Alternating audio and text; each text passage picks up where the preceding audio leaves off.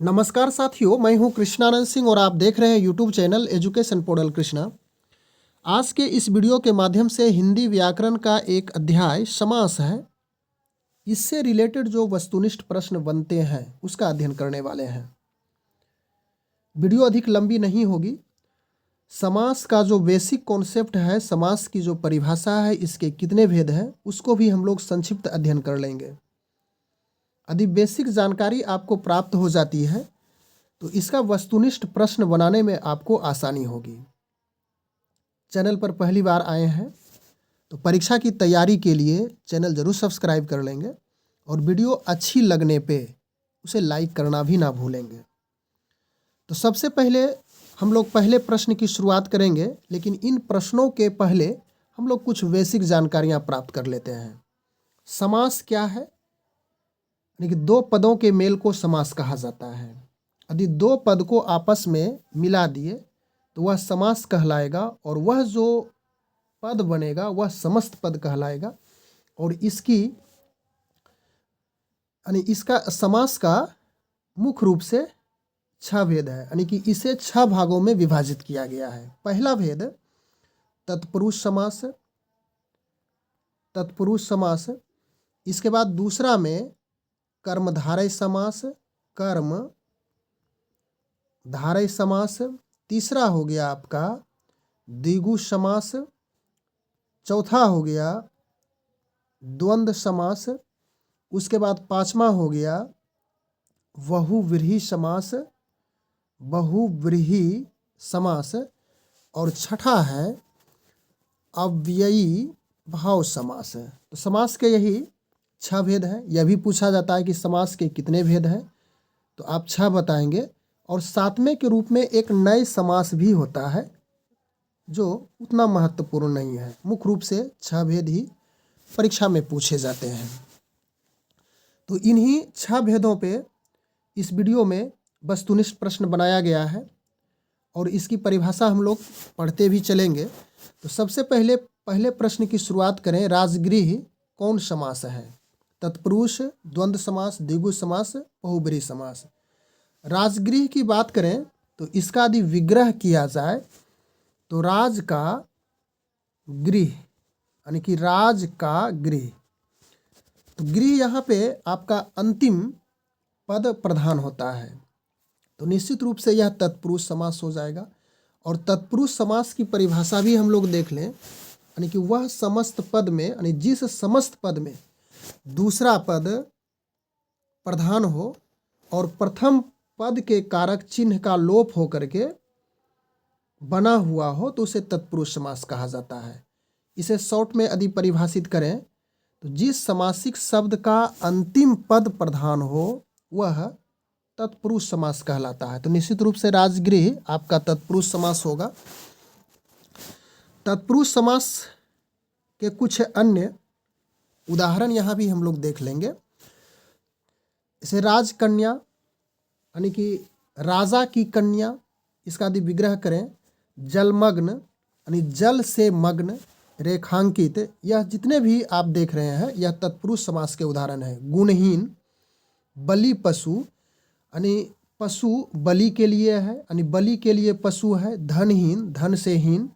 पथभ्रष्ट, विद्यार्थी, कुलदीप, आपबीती, यह जो आपने देखा उदाहरण के तौर पे यह तत्पुरुष समास का उदाहरण है। इसके बाद हम लोग चलें दूसरे प्रश्न में। दाल रोटी कौन सा समास है? यानी कि दाल रोटी कौन समास है? द्वंद्व समास, द्विगु समास, कर्मधारय समास, बहुव्रीहि समास। तो दाल रोटी, यहाँ पे देखिए कि दाल और रोटी दोनों प्रधान है, तो निश्चित रूप से दाल रोटी आपका द्वंद्व समास होगा। द्वंद्व समास की परिभाषा हम लोग समझ लें कि वह समासिक शब्द जिनके दोनों पद प्रधान हो, यानी 2 पद हो गया, एक दाल हो गया, एक रोटी हुआ, तो दोनों पद प्रधान हो वह द्वंद्व समास कहलाता है। यानी द्वंद्व समास के दोनों पद प्रधान होते हैं और वैसे समास को हम लोग द्वंद्व समास कहेंगे। तो ऑप्शन आपका ए नंबर हो गया। और द्वंद्व समास के कुछ अन्य उदाहरण यहाँ पे हम लोग समझ लेते हैं। द्वंद्व समास में राम लक्ष्मण, इसमें पद के बीच में, दोनों पद के बीच में हाइफन यानी कि इस प्रकार का संयोजक का चिन्ह रहेगा। कृष्ण बलराम, गुण दोष, भला बुरा, छोटा बड़ा, रात दिन, माँ बाप, राजा रंक, सुख दुख इत्यादि, यह द्वंद्व समास के उदाहरण है। यहाँ पे थोड़ा सा मिसिंग हुआ है द्वंद्व लिखने में, टाइपिंग में, इसको इस प्रकार से पढ़ेंगे। द्वंद्व समास यानी कि वह समासिक शब्द जिसके दोनों पद प्रधान हो, द्वंद्व समास कहलाता है। अगला प्रश्न में हम लोग आ चुके हैं, तीसरा नंबर प्रश्न, पंचवटी कौन सा समास है? पंचवटी द्विगु समास है, कर्मधारय है, बहुब्रीहि है, या तो तत्पुरुष है। तो पंचवटी कहने का अर्थ हो गया कि शुरू में संख्या सूचित हो रही है। पंच मतलब 5 हो गया, या संख्या सूचित हो रही है, और दूसरा इसका पद वटी है। तो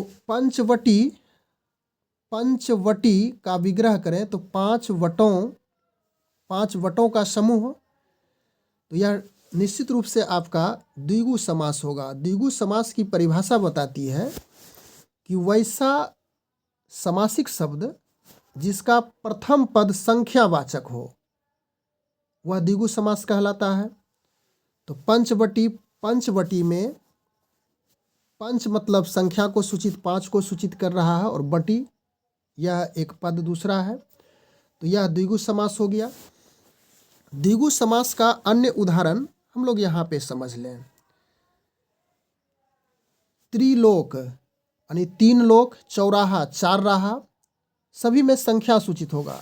अष्टाध्यायी 8 अध्याय, पंच तत्व यानी 5 तत्व, नवग्रह 9 ग्रह, चौवन्नी अठन्नी, त्रिवेणी त्रिफला, शताब्दी सप्ताह, चौपाया यानी कि 4 पैर वाला। तो सभी में देखिए कि प्रथम पद यहाँ पे संख्या को सूचित किया जा रहा है, यानी काउंटिंग, गिनती। 3 त्रिलोक 3, चौराहा 4, अष्टाध्यायी 8, पंच तत्व 5, नवग्रह 9, चौवन्नी 4, अठन्नी 8, त्रिवेणी मतलब 3, त्रिफला मतलब 3 फल, शताब्दी मतलब 100 वर्ष, सप्ताह 7 दिन का सप्ताह, चौपाया यानी कि 4 पैरों वाला। तो यह हो गया द्विगु समास। इसके बाद अगले प्रश्न में हम लोग चले, चौथा नंबर में, चरण कमल कौन समास है? चरण कमल कर्मधारय समास, द्विगु समास, या तो फिर आपका यहाँ पे बहुब्रीहि समास है, या तो फिर द्वंद्व समास है। तो चरण कमल कौन सा समास है, यह पूछा गया है। तो यह चरण कमल, इसका यदि आप विग्रह करेंगे तो कमल रूपी चरण होगा। चरण कमल का यदि यह समस्त पद हो गया, इसका विग्रह करेंगे तो यह होगा चरण रूपी कमल। तो चरण रूपी कमल कहने का अर्थ हो गया कि जिस समस्त पद का, यानी जिस समस्त पद के खंड का यदि विशेष विशेषण उपमा उपमेय का मेल हो, यानी उपमान और उपमेय का मेल हो, तो वह कर्मधारय समास कहलाता है। तो चरण कमल आपका कर्मधारय समास हो जाएगा। और इससे रिलेटेड कुछ अन्य उदाहरण यहाँ पे हम लोग समझ लेंगे। कर्मधारय समास के उदाहरण इस प्रकार से हैं: काली टोपी, लाल रुमाल, नील कमल, कमल नयन, महाराज, महारानी, महाशय, पीताम्बर, यह सभी कर्मधारय समास के उदाहरण हैं। इसके बाद 5वां नंबर प्रश्न है, दशानन कौन सा समास है?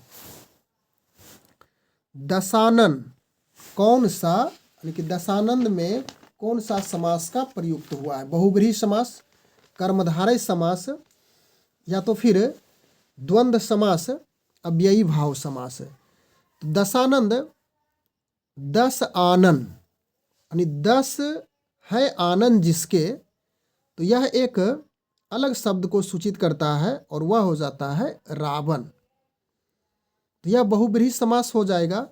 और बहुब्रीहि समास की परिभाषा हम लोग समझ लें कि जिस समास में कोई भी पद प्रधान नहीं होता है और वह अन्य पद को, अन्य शब्द को सूचित करता है, बहुब्रीहि समास कहलाता है। इसको यूँ कहें कि वह समासिक शब्द जो सामान्य अर्थ को छोड़कर विशेष अर्थ को धारण करे, बहुब्रीहि समास कहलाता है। तो इस प्रकार से दशानन कहने का अर्थ हो गया रावण। तो यह बहुब्रीहि समास ऑप्शन नंबर ए होगा। बहुब्रीहि समास से रिलेटेड कुछ यहाँ पे उदाहरण हम लोग समझ लें फिर उसी प्रकार से। त्रिलोचन, तीन लोचन है जिनके, त्रिलोचन यानी कि त्रि है लोचन जिनके, अर्थात शिव हो गया।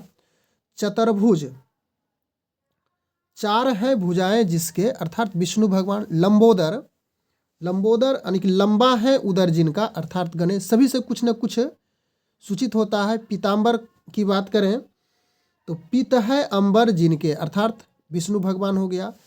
चक्रपाणी, चक्र है पानी यानी चक्र है हाथ जिनके, चक्र है जिनके हाथ में, वह होगा विष्णु भगवान। फिर पंचानन, मृत्युंजय, चंद्रमुखी, चंद्र है चंद्र के समान मुख वाले, जो स्त्री उसे चंद्रमुखी। नीलकंठ, नीला कंठ है जिनके यानी नीला है कंठ जिनका, यह विग्रह हो रहा है, अर्थात शिव हो जाएगा, जो विशेष अर्थ को धारण कर रहा है। गजानन, चंद्रशेखर।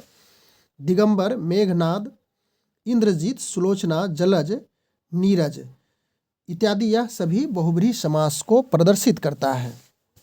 इसके बाद हम लोग आगे चलें। छठा नंबर प्रश्न में रातों रात कौन सा समास है? रातों रात यानी कि रातों रात कौन सा समास है, यह पूछा गया है। तो इसमें अव्ययी भाव समास है, बहुब्रीहि समास है, कर्मधारय समास है, या तो फिर तत्पुरुष समास है। तो रातों रात, इसका यदि विग्रह करें तो रात ही रात में हो जाएगा। तो यह अव्ययी भाव समास होगा। अव्ययी भाव समास की परिभाषा बताई जाती है कि वैसे समासिक शब्द जिसका रूप कभी ना बदले, अर्थात कहने का अर्थ हो गया कि जिस समास में प्रथम पद अव्यय हो, यानी कि जो खर्च ना हो, अव्यय हो, यानी कि जिस समास के प्रथम पद अव्यय हो और उसके बाद वाले उत्तर पद के साथ जुड़कर पूरे पद को अव्यय बना दे, उसे अव्ययी भाव समास भी कहा जा सकता है। यह इसकी दूसरी परिभाषा हो गई। और यदि समान रूप से कहें तो वह समासिक शब्द जिसका रूप कभी ना बदले अव्ययी भाव समास कहलाता है। अव्ययी भाव समास के कुछ अन्य उदाहरण फिर हम लोग यहाँ पे देख लेंगे। प्रतिदिन, इसका यदि हम लोग विग्रह करें तो दिन दिन हो जाएगा, प्रतिदिन का। साफ साफ, बिल्कुल साफ, इसका विग्रह करेंगे तो यह होगा बिल्कुल साफ, बिल्कुल साफ। यथाशक्ति, यथाशक्ति का विग्रह करें तो शक्ति के अनुसार, घर घर, प्रत्येक घर, आजीवन। इसी प्रकार से आप इसका विग्रह करेंगे। आमरण, बीचों बीच, यथा समय, यथा संख्या, यथा विधि, प्रत्येक, भरपेट इत्यादि, जो अव्ययी भाव समास के एग्जाम्पल हैं। तो इस प्रकार से इस वीडियो के माध्यम से हम लोग समास की परिभाषा, समास के प्रकार, इसके बाद समस्त पद और उसका विग्रह का भी अध्ययन किए। और समास से रिलेटेड यदि प्रश्न पूछे जाते हैं किसी प्रतियोगिता परीक्षा में, तो इससे अधिक प्रश्न नहीं पूछे जाने की संभावनाएं होती है। बस आज के वीडियो में इतना ही हम लोग लेकर उपस्थित हुए थे इस वीडियो के माध्यम से। मिलते हैं अगले वीडियो में, तब तक के लिए धन्यवाद।